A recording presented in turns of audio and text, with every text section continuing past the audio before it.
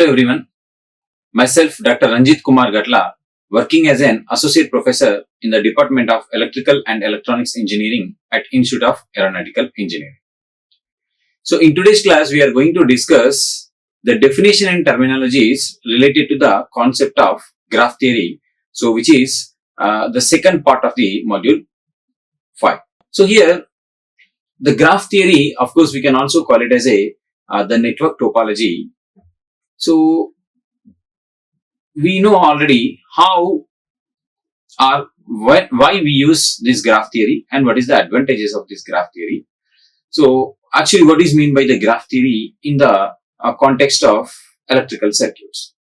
So which means here in the graph theory, so first what we will do, we just convert the given electrical network into a graph.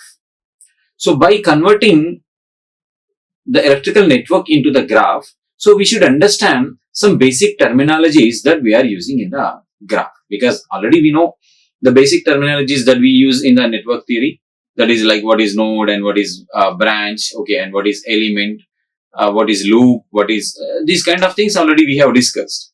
The same thing here, because when we are converting this particular network into the graph, so then this graph should be replication of this particular network. So which means whatever the elements are there, so here we should represent the same elements, of course, in another terms, and the same nodes and the loops and all other things also we should represent, right? Then only we can make it, or we can draw the equivalence of the electrical network. I mean, we can draw the graph which equivalence of the electrical network, right? Yeah. So here the network topology or the graph theory is a graphical representation of the electrical circuits, and it is useful for analyzing the complex electrical circuits by converting them into the graphs, right? So which means, of course, in electrical networks, we have discussed many network reduction techniques, okay, starting from Ohm's law, okay, like I mean, after Ohm's law, which means the Ohm's law is defined, just it will give you the relation between the voltage and current, of course, right? Then after that, we discussed about the loop analysis and mesh analysis. Of course, before that, we discussed KCL and KVL. So, like these various network reduction techniques we have used to simplify or analyze the electrical networks. And of course, after that, we use the network theorems also. So by using these network theorems also, I mean, instead of applying the simple basic electrical network reduction technique, so we will go for the the network theorems. So which means little more complex circuits we can analyze by using these network theorems. Then after that, if there are more complex networks, then we can use this graph theory to simplify or to analyze the electrical networks, right? So some basic topology are the network topologies in the graph theory, as you can see. So which is called as a T topology, because of course here it is like a T. Okay, so what is T topology means? You can draw this T topology, and this is H topology, right? Because it is looking like a H. And this is the pi topology, because it is looking like the pi, and the box topology because it is like a square, and then L topology because it is like representing as a L. Okay, so you don't we don't need to take care about the orientation, okay, because of course L is not like this, L is like this. Okay, we can make it like this also, but no way, in this case also it is called as a L topology, same like in the H topology. Okay, the orientation is not important here. Then here it is the C topology, because here it is like the C, and then the twin T topology because the two topologies are combined together, and the T topology is like a we are making the T topology as a bridge, then this is called as the bridge topology, right? So these are some basic topologies. Of course, we are not restricted to only the basic topologies. We will also discuss the other topologies also.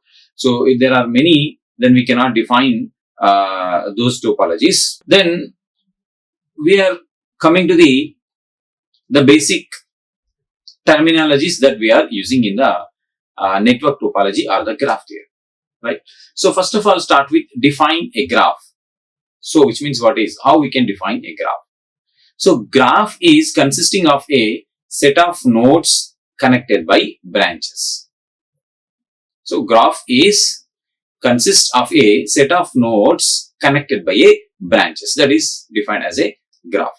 Or if you want to furthermore define, then in graph, a node is a common point of two or more branches.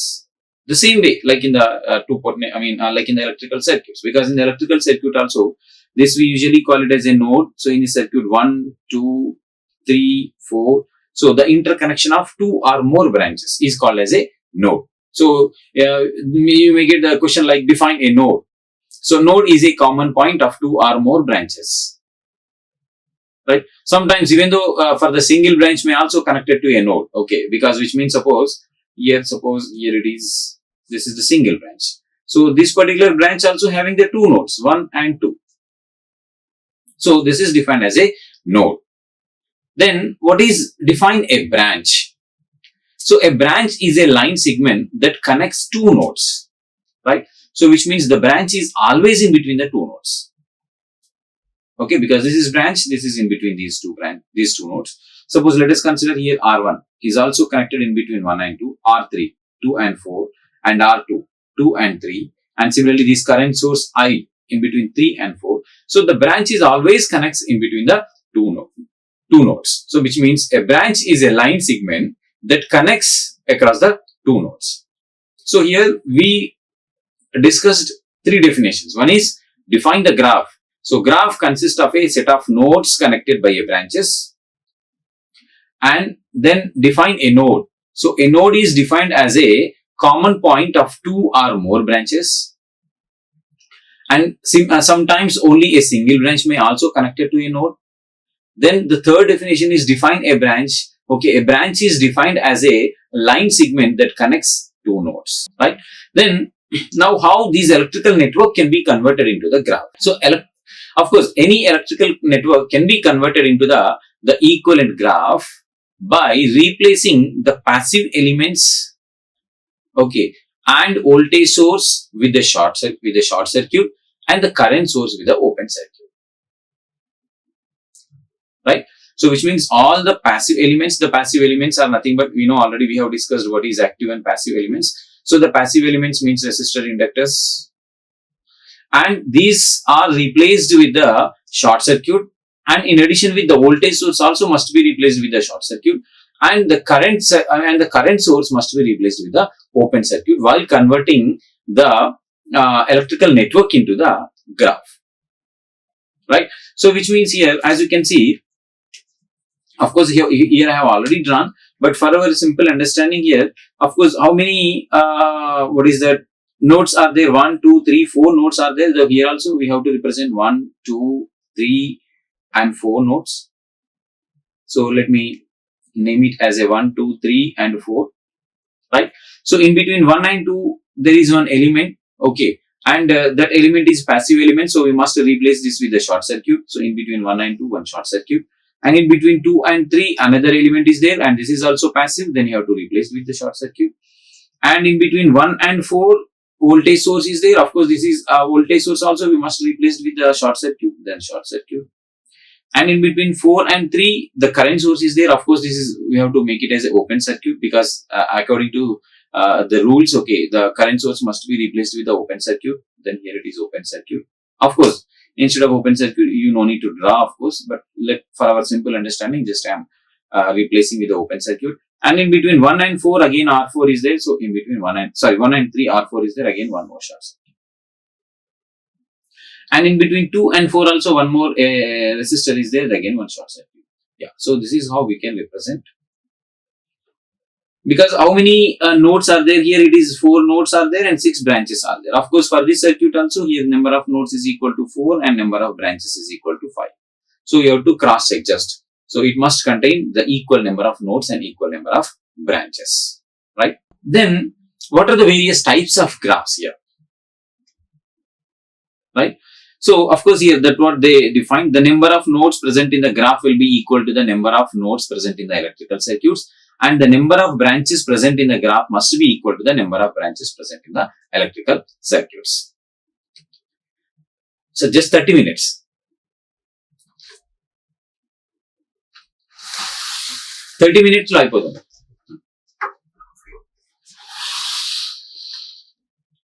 Then types of graphs. So here it is, when coming to the types of graphs, here it is connected graph and unconnected graph, directed graph and undirected graph. Okay. So one by one we will discuss. So what is connected graph? First we will discuss about the connected graph. So connected graph means, okay, so every node must be connected to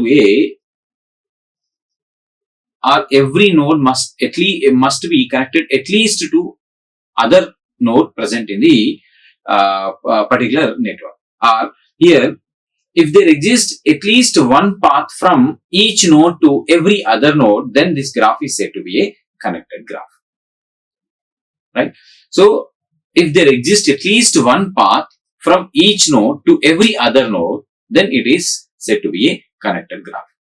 Right? So, for example, here, in the first case, right? So, every node is connected to or at least a path to or other node in a graph. But here, if you take the second case, here the node 1, it doesn't have any path to the node 2 or node 4 or node 3. So then this is an unconnected graph because the node is not connected to any part of the graph. Right? So this is isolated. So that's why it is the unconnected. So in connected, if there exists at least one path from each node to every other node, then it is called as a connected graph. Right? Then coming to the unconnected graph, define unconnected graph. If there exists no path from each node to every other node, then the graph is said to be unconnected graph. Just now we have discussed because this node 1 is not connected to the part of this particular graph. So that's why it is a unconnected graph. Then coming to the directed graph. So in the directed graph and undirected graph, only the difference here it is, if you define the direction of the current flowing through that particular branches, then that is called as the directed graph. Otherwise, it is an undirected graph. Because as you can see here, in this branch, okay, so here it is 1 to 4, here they clearly mention the direction. So that's why this is the directed graph. So every branch having a direction, so that is it. That is why it is called as a directed graph. Right? And another one, if there is no direction representing, then that is a undirected graph. Right? Then coming to the subgraph. So a part of a graph is called as a subgraph, that we know. The name itself, it is defined. A part of a graph is called as a subgraph. And we get subgraphs by how we can get subgraphs? Just by removing some part of the graph. So part of the graph is nothing but by removing some of the nodes or branches of a given graph. Okay, so that the number of the branches and nodes present in the subgraph will always less than the main graph or the original graph. Right? So that is a very simple way that we can understand. And when coming to the subgraphs, of course, here there are two basic subgraphs are there. One is tree, another one is the co-tree. Then now we will discuss what is tree and what is co-tree. So first, let us go with the tree. This is also very important concept, the tree, right? So here, tree is a connected subgraph. Yeah, see, this is a connected subgraph of a given graph, which contains all the nodes of the graph, but there should not be any loop in the subgraph. Right? So the condition here for the of the tree here is, of course, the tree is also a subgraph, a kind of subgraph, but it should be a connected subgraph. One condition, it should be a connected subgraph, and that subgraph should contain all the nodes in a graph. That is another condition. And the third condition here it is, but there should not be any loop in the subgraph. That is the third condition. So if a subgraph satisfies all these three conditions, then that kind of subgraph is called as a tree. Right? So it should be a connected, and it should contain the same number of nodes present in the original graph, and it should not be any loops in the subgraph. So if a subgraph satisfies all these three conditions, then we can call it as a tree. Of course, a graph can contain any number of trees, right? So, but there should be equal to n minus 1, where n is the number of nodes present in the graph, right?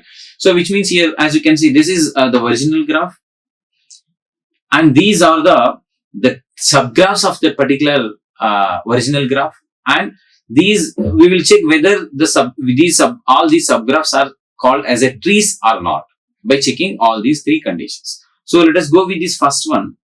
Okay, so first let us indicate how many nodes are there and how many branches are there. So nodes 1, 2, 3, 4. Okay, n is equal to 4. Of course, we don't need to take care about the branches because here there is no such condition like all the branches should present in the tree. Okay, so here, of course, here also n is equal to 4. 1, 2, 3, 4. Right? Then fine, the first condition. And another one, whether it is a connected or not. Of course, it is connected. The first condition is satisfied, and it contains all the nodes of a graph. The second condition is also satisfied, and should not be any loop. Of course, here there is no any loop, so that's why the third condition is also get satisfied. Then this is called as a tree 1. Then the second case, of course, here n is equal to 4, and first condition satisfied, the condition 1 satisfied, and condition 2, here it is a connected, yes, connected. And the third condition, it should not be any loops. Of course, there are no any loops. Then this is also a tree. So let us consider here it is tree 2. And third one, of course, n is equal to 4, and of course it is connected, and of course here it is no loops. Then this is also a tree 3. And in the fourth case also, here n is equal to 4. Of course here it is connected, and here they don't have any loops. So this is also a tree.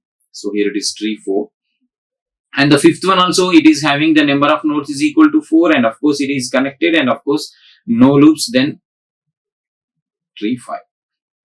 See, for the given graph, so here we are having the 5 subgraphs, and the 5 subgraphs are also, we can call it as a tree, because these 5 subgraphs are satisfying all the 3 conditions of the tree. This is how we can understand the concept of the tree. And another concept here, in the tree, the branches of the tree are called as a twigs, right? So in the first case, how many twigs are there? 1, 2, 3. So here the twigs is equal, let us consider here it is t is equal to 3, and here also t is equal to 3, and here also t is equal to 3, because all the cases the number of twigs are same, right? Yeah, that point we need to observe. Then co-tree. The co-tree is nothing but is a subgraph which is formed with the branches that are removed while forming a tree, right? So which means, of course, here the number of our trees is equal to the number of the number of co-trees, because here what is the remaining part which is left in this particular tree? This one, 1, 2, and 3, right? Okay, let me just arise all these things so that it will be clear for you. Yeah. So here, this is the part which is left from the tree. So which means here this dotted line is a co-tree, and here also the same way, 1, 2, and 3, and here also the same way, 1, 2, and 3. So here there is no such condition like the number of nodes must be equal to the number of nodes present in the the given graph, or the branches, or the loops. There are no any such conditions. So only the condition here it is, what is the leftover part to form a tree is a co-tree. Then here this is, and here this one. Yeah, these are all the co-trees. Okay, these are all the co-trees. The same co-trees are here drawn here, right? So, and then here these dotted lines are called as a links. Before, the solid lines are the twigs, and here the dotted lines are the links, right? So for every tree there will be a corresponding co-tree, and its branches are called as a links. Okay, or we can also call as a chords, CHORDS, chords in general. Okay, and these generally we represented with a dotted line. Okay. Then here there is a relation that you can see L is equal to B minus N plus 1. So here L is equal to the number of links. The number of links is equal to, here B is the number of branches present in the given graph minus the number of nodes present in the given graph. So B minus N plus 1, which is called as a L. So which means for the given graph, let us test L is equal to, here branches in the present given graph. 1, 2, 3, 4, 1, 2, 3, 4, 5, 6 branches are there, 6 minus, and the number of nodes 4 and plus 1.